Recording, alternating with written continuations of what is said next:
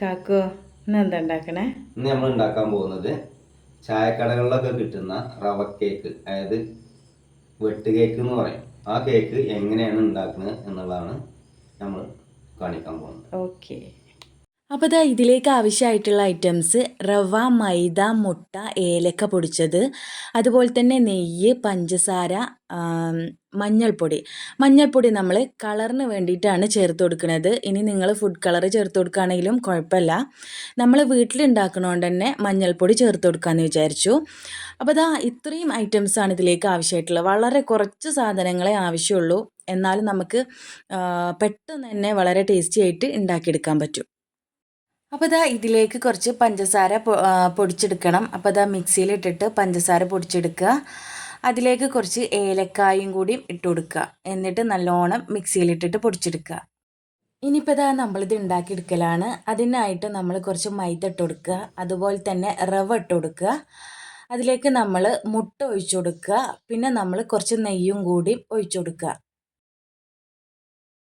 ഇനിയിപ്പോൾ ഇതാ നേരത്തെ നമ്മൾ പൊടിച്ചു വെച്ച പഞ്ചസാരയും ഏലക്കായും കൂടിയും പൊടിച്ചു വെച്ചിട്ടുണ്ടായിരുന്നല്ലോ, അത് ഇതിലേക്ക് ഇട്ട് കൊടുക്കുക.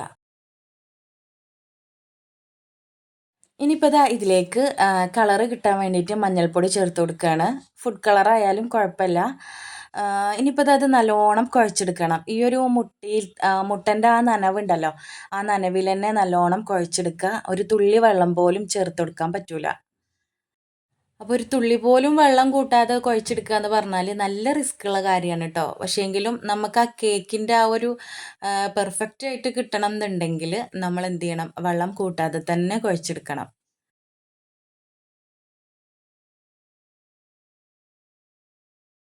അപ്പോൾ ഇതാ നമ്മൾ വെള്ളം കൂട്ടാതെ തന്നെ നല്ല അടിപൊളിയായിട്ട് കുഴച്ചെടുത്തിട്ടുണ്ട് കേട്ടോ.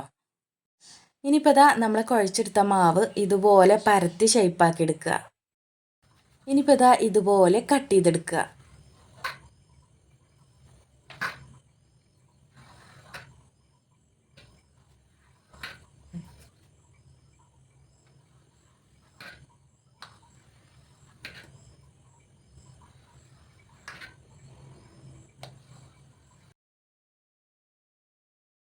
അപ്പോൾ ഇതാ നമ്മൾ ഈ ഒരു വലിപ്പത്തിലായിട്ടാണ് കേട്ടോ കട്ട് ചെയ്തെടുത്തിട്ടുള്ളത്. കടിയിലൊക്കെ ആണെന്നുണ്ടെങ്കിൽ ചിലപ്പോൾ ഇതിനെക്കാട്ടിലും വലിയ പീസായിട്ടായിരിക്കും കട്ട് ചെയ്തെടുക്കുക. അപ്പോൾ നമുക്ക് ചെറുതായിട്ടും അതുപോലെ വലുതായിട്ടൊക്കെ കട്ട് ചെയ്തെടുക്കാം. ഇനിയിപ്പോൾ ഇതാ ഇതുപോലെ നമ്മൾ ചെയ്തെടുക്കുക.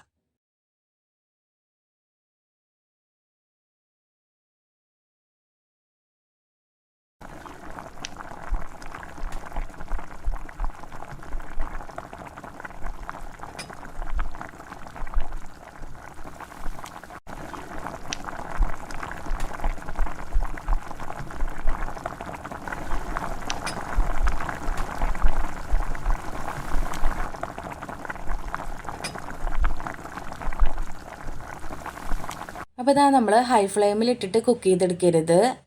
ഇട്ട് കൊടുത്തതിന് ശേഷം നമ്മൾ സിമ്മിൽ ഇട്ട് കൊടുക്കുക. അപ്പോഴുള്ള അതിൻ്റെ ഉള്ളൊക്കെ നല്ലോണം കുക്കായിട്ട് വരിക. അപ്പോൾ ഇതാ ഉള്ളൊക്കെ വെന്ത് നല്ലോണം കുക്കായി വന്നിട്ടുണ്ട്. ഇനിയിപ്പോൾ അത് കോരിയെടുക്കുകയാണ്.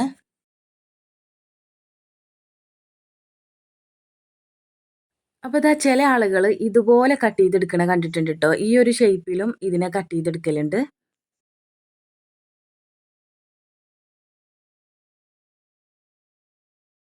അപ്പോൾ അത് 2 രീതിയിൽ നമ്മൾ കട്ട് ചെയ്തെടുത്തിട്ടുണ്ട്. ആ 2 രീതിയിലുള്ളതും നമ്മൾ പൊരിച്ചെടുത്തിട്ടുണ്ട് കേട്ടോ. അപ്പോൾ ഇതാ നമ്മുടെ ചായക്കടയിൽ കിട്ടുന്ന വെട്ടുകേക്ക് ഇവിടെ റെഡി ആയിട്ടുണ്ട്. അധികം പണിയൊന്നുമില്ല. നിങ്ങൾ എന്തായാലും ഉണ്ടാക്കി നോക്കുക. നിങ്ങളുടെ അഭിപ്രായം അറിയിക്കുക. അപ്പോൾ ഇതാ ഇന്നത്തെ ഒരു വീഡിയോ ഇത്രേ ഉള്ളൂ. നിങ്ങൾക്ക് ഞങ്ങളുടെ വീഡിയോസൊക്കെ ഇഷ്ടമായിട്ടുണ്ടെങ്കിൽ ലൈക്ക് ചെയ്യുക, ഷെയർ ചെയ്യുക, സബ്സ്ക്രൈബ് ചെയ്യുക. അടുത്തൊരു വീഡിയോയിൽ കാണുന്നവരേക്കും ഇൻഷാ അല്ലാ അസ്സലാമു അലൈക്കും.